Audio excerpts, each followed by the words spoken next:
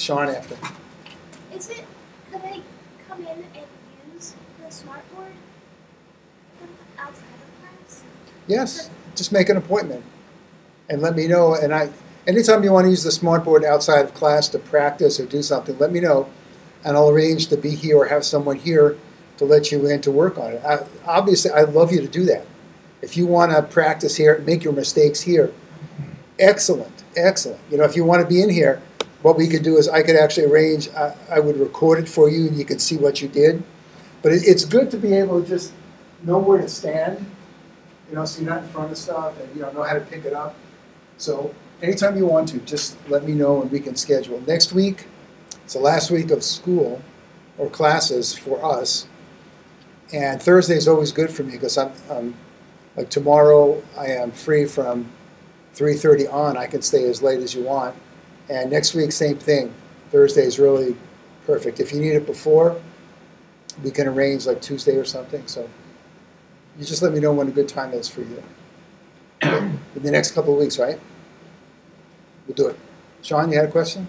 For the 5 notebooks, is it right if you use one from a template? Yeah. I made one like a Jeopardy game. Sure. That's okay. That's okay. The thing is this. Now, tonight, the ones I asked you to upload are what we call drafts. Yep. So in other words, as part of the instructional design process, I'll show you where that fits in, what we did tonight. I'm going to get your lesson plans. Is that for me? Get your lesson plans and give you feedback on those. I'll bring those in next week. And then next week, you'll upload the real revised versions of your notebooks. So we're going to actually show some notebooks tonight, and you're going to pick up some techniques. Last night, people were going crazy because they saw some great techniques and so on and so forth. And so you'll be able to upload the gradable versions next week. So if there's some mistakes or if there's some problem with uploading, we'll make sure that's taken care of. You'll be able to do that. Other questions that folks have? Yeah, James. I'm a little confused on the notebook assignments. Are these supposed to be like we've already taught the lesson and this is like we did before as a review thing, or is it supposed to be like an entire lesson on the notebook? Are you talking about the lesson plan? Yeah. No, the actual... Yeah, those would be lessons that you would be teaching, but only one is the one you're going to screencast. So the rest would be the materials that you would make before you teach or before you give your training. Everything that we do here is not only for education, but it's also for training. So when I got my degree, it was for education and training. So I've worked with a lot of different businesses and the National Guard and so on and so forth. So everything we do here is pretty much the way we do it business and industry. And what I've asked you to do, James, is just to prepare the materials. So you don't have to teach them all. You've got the materials. One of them you'll just do the screencast as if you were teaching. And the rest would be the materials that you would use in conjunction with that lesson plan. Does that answer your question? Or not? No? Well, ask me again, a different way. Well, like the other notebook stuff we did was kind of like quizzing on information, not actually teaching the information initially, because that's where we're kind of a little confused on where to go with it. Okay, well, where to go is, well, you'll see what other folks do, but it's basically just in a classroom, but using the interactive whiteboard. Sources, the activity builder is one. Did you get into the activity builder? I kind of played around with it. Okay, well, that would be something that you could use in the classroom. Plus, there are all sorts of other things. You had a...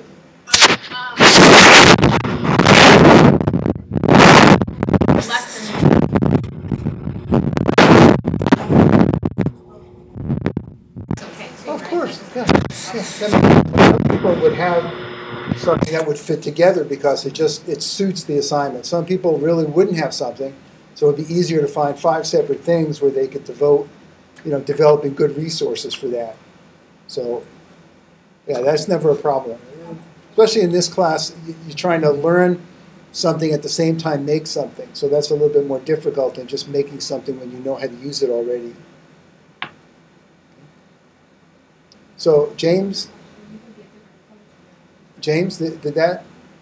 So you're not sure about using it for teaching? Yeah. Okay, then you'll see some examples tonight. Okay, I thought we had a few, but we'll have some more. Well, I never laid eyes on one of these things until I walked in. Excellent. I mean, that's perfect. It's perfect because if you were a pro, then maybe you wouldn't need this. But this is something we have here at the university. So when you're giving training with people, you can actually use this room. We've had people come in and use the smartboard and give training because we have it here, we have it in other classrooms. See, so that would be something to consider if they ask you to do training. Tell Dr. Abed, bring him in here, and then use the smartboard as a teaching tool.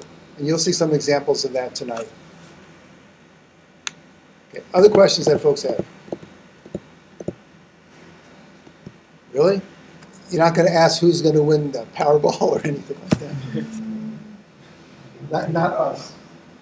Well, if you win, I expect an email saying everybody gets A's and we're off on vacation. Well, if I win, I'll buy a smartboard. Smart boards for everyone? Everyone. Does Everyone. the projector come with it? 'Cause I can use that. I'll get you the smartboard. That's a $6,000 smartboard. It's got the projector built in. Comes out from the wall. And I'll pay for 3 days of training for you.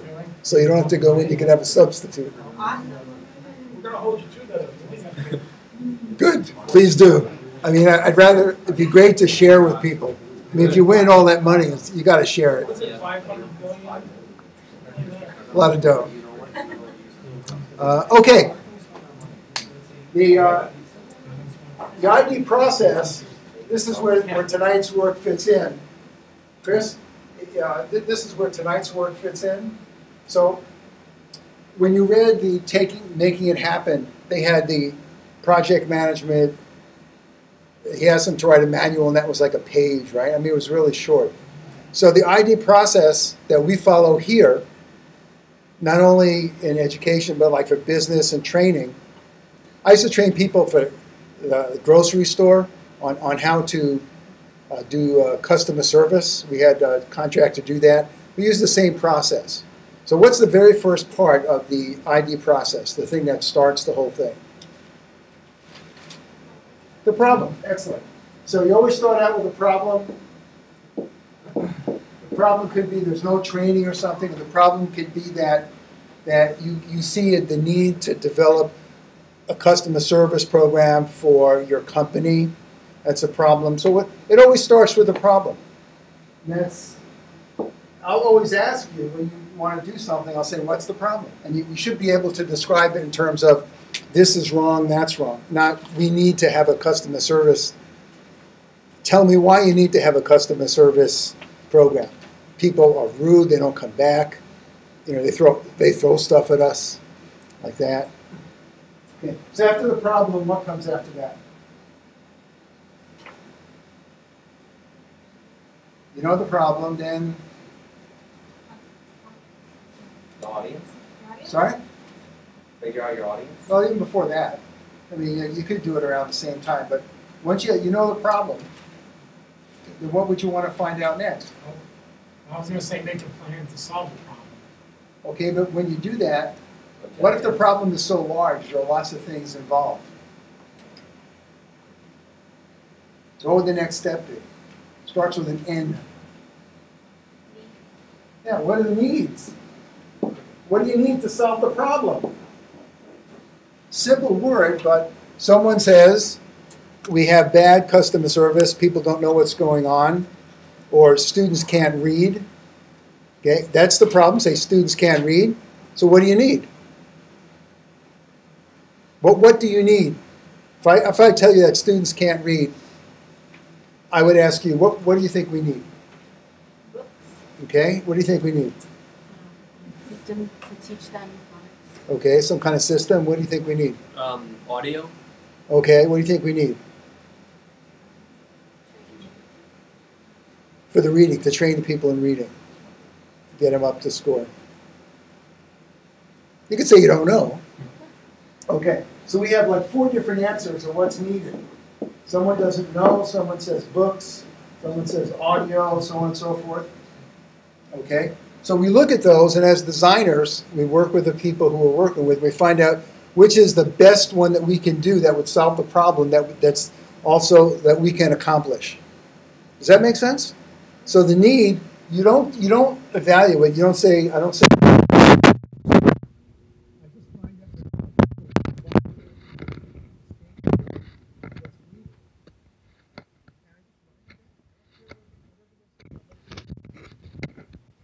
Do it.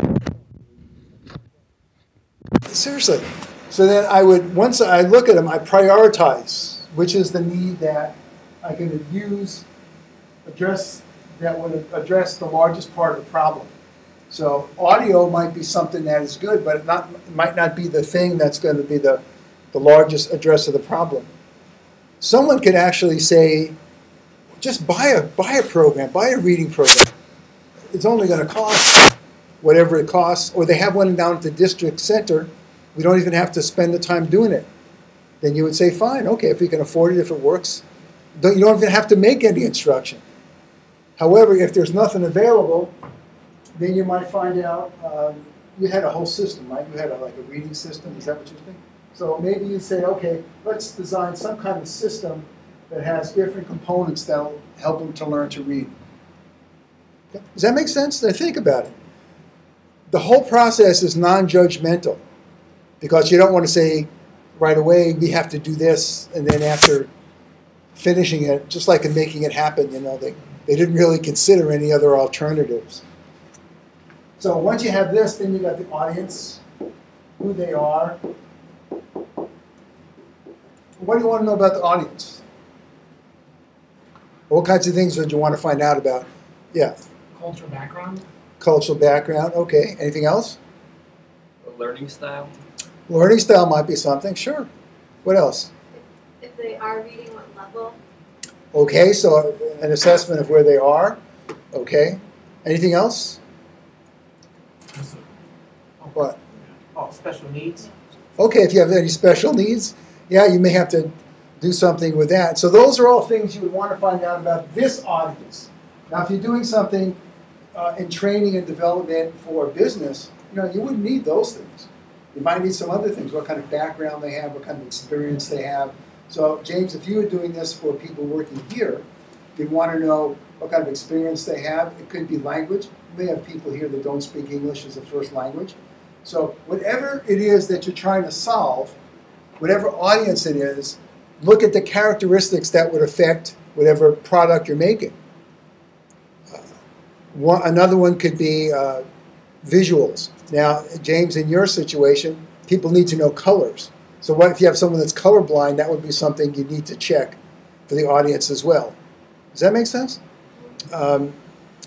Same thing, he said, if you're doing one and you have people from outside the big cities and they come into the big city and you're training them, they may have a different frame of reference than the people in the city. So that like the farmers and the people in the city really don't, they see things differently. So some of the words you may use may not be suitable for the whole audience. So you always want to know the audience. And then once you have the audience, what would the next step be? Starts with an O. Objectives. What are the objectives of your training? I want them to read better. I want them to be able to fix this or solve that. I want them to know the customer service and how to actually work well in the organization. So this ID process itself is a simple process, and it's just like in making it happen. You adapt the process to whatever your project is, whatever the assignment you have to do. So once you have the objectives, what else might you do then after that?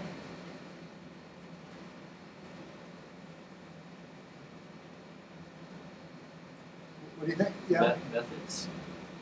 Okay, you can find instructional methods or make materials. You can make your materials at this point because you know who it's for, you know what methods you're going to use, so on and so forth. You've done several methods already. We've looked at several instructional methods in the class.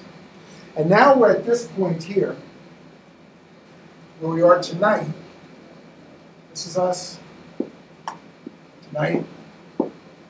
Here we are.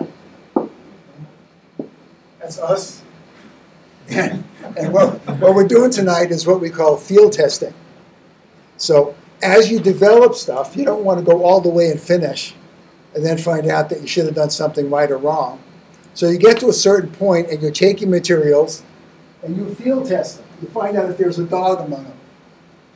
And if there is, this is the point where people give you feedback without, and you take it not as criticism, but as observations.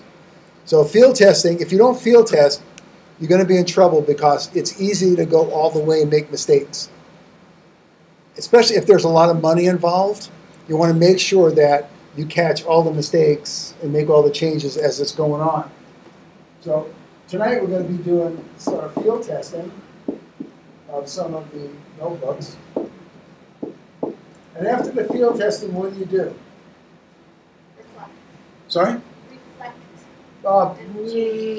It's a, sorry? Redesign. Redesign or revise, the R word. So you make your changes here. And I don't know if I told you about a colleague I work with on this program for the United States government on biology. I tell you about that? We made a biology laser disc about science in Western Alaska. And we used examples from Western Alaska to actually show the principles of science. So for oil and water, we used seal oil and water and so on and so forth. And so all the examples of science were taken right from where the people could see them. And we made a program to go along with it. And this biology guy decided to make a HyperCard program, but the arrow that he used was the same arrow for everything. Go forward, go back. It was this kind of arrow here. It's like an arrow like that. And it said forward, go back, go to the menu. And I said to myself, that's not right. It's going to be confusing. So, but he's not the kind of person that would take that kind of feedback. So what I did was I had Eskimo students come in and work on his program. And when they started looking at the arrows, one kid started saying, "This is stupid." And this guy, Dennis, who actually programmed, he's standing there and his face turns red because he's got red hair and redder. And more people came in. They all said, "I can't figure this out, this stupid arrow," and so on.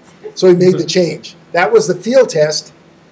And he didn't really take it well, but he wasn't a designer and he really didn't care. But we did make the changes, and actually it was a pretty good program. So that's the revision. And then once you have the revision, you do your evaluation, and so on. So basically, those are the simple steps of the ID process. And that's what we will do here in all the classes that you take. We're going to look at what the problems are, who the audience is, what your objectives are, what strategies you use to meet the objectives. Now, the strategy that I'm using now is kind of a write, rewrite, or revision strategy. So instead of having people turn in one particular assignment, what I do is I'll have you do these, and then we kind of look at them, make revisions, and then you can update what you've done, and then post them next week. The ones you posted this week, I'm going to look at, and I'm going to send you feedback if there's anything that's like really bad. Okay? So you've done them already, and now that you have the chance to redo them, touch them up, and change them. Does that make sense? And that's a strategy, and a lot of you use that, and it's basically getting people. See, one of the problems with students is that they think if they hand in an assignment, they do an assignment, they write a paper, they hand it in, that's it. And they don't have the idea of revising. Do you guys have that? Who are teachers? People don't like to revise because they think, they do it once, it's original, and so that's not really a good strategy for the students. Okay? Question or comment about that? Got to have at least two. 1, 2. I just think that's probably good to do do, revision. Sorry? It's always good. Revision's good with anything that you're doing, like anytime you're doing instruction. I always step back and look and say, what can I do better? So I'm just saying that it's always good to step back because you always have to look at another way to approach Okay, that's you as the teacher. How about the student? To get them to revise as an instructional strategy. How would you do that? You mean from, wouldn't you have to receive feedback from the students? As far as like, Well, that's your teaching about what you're doing. How about teaching them something and using that revision strategy as a way of learning? How would you do that?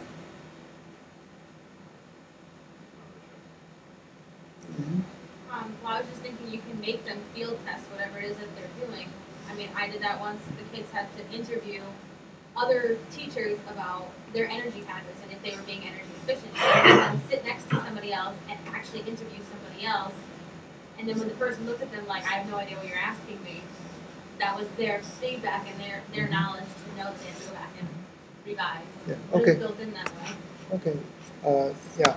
I know I did a class last year that was really open-ended, and what we decided to do with the students is since we wanted them to revise, we our grading sheets had multiple columns, Mhm. and whenever we gave them a grade, we put a bunch of feedback, and we let them resubmit, and they could keep on resubmitting and resubmitting. So if a student wanted an A, they can just keep on listening to our feedback, Excellent. and eventually get to Excellent. That's a classic example, Tristan. In my undergrad, I took a class where we posted papers to a Wikispaces site, and multiple users could comment on the paper, make changes to the paper, make suggestions, and that was, I think, a great strategy for students to, look at multiple perspectives of what they were doing, because normally if you're just sitting in class and you're revising, you have one partner and that's it, but technology allows for multiple different users to just look at your paper and do it over and over again. So Well, that's an excellent example. Wiki, which you guys have used wikis, right? A little bit. I mean, you will as the program goes on. We have wiki here, right? Not in this class, but in the other classes, you'll have a wiki. And the idea is, as Tristan's saying, you get feedback from a lot of people. And so that can help you. That's that kind of strategy, that revising strategy. Sean, did you have an example too? Yeah, like I let the students rewrite their lab reports. They can rewrite as many times as they want. After I give them the feedback, they've got 1 week to rewrite. But I still have students who get a grade. It'll be a failing grade. And I'm like, you can rewrite this. You can pass it in and bring it up. Give that back with their marks and everything, and they're like, okay. Okay, and that's a standard part of the writing process as well. The idea that when kids write, you make them part of a group, and the group gives feedback, and then people are allowed to rewrite their work, because you don't want people to be good writers necessarily. You want them to be good rewriters. So whatever it is that you write, you write it down, you get your thoughts out, and it's a rare person who can write down everything and get it right the first time. I mean, it's just rare. That's why you write, and on a computer it's even better because you can make changes as you go along. And it isn't that you think what you want to think and then write it. It's as much writing to find out what you think. Does that make sense? And the reason is because you might not have the right word to describe it, so you go to a thesaurus and look at it. Oh yeah, that's what I mean. That word says what I wanted to say better than the way I was going to say it before I handed it in. So that kind of strategy is a very good instructional strategy. And there was one other, who else? Yeah, go ahead. Right, First that's week of exactly school, right. Where they make their plan, they write, they have to do a rewrite with edits and revisions, and then final copy, and then they have to turn everything in. But during that process, we're either conferencing with the kids, we get peer editing, so we have multiple ways of doing like the revision process, but so many of them just want to do it right the first time, just so they don't have to do the rewrite. Right. And We all been it there. never works. We've been there. Yeah. I mean, I've been there. I mean, I would just want to get it in and Yeah, get it done. get out of the way.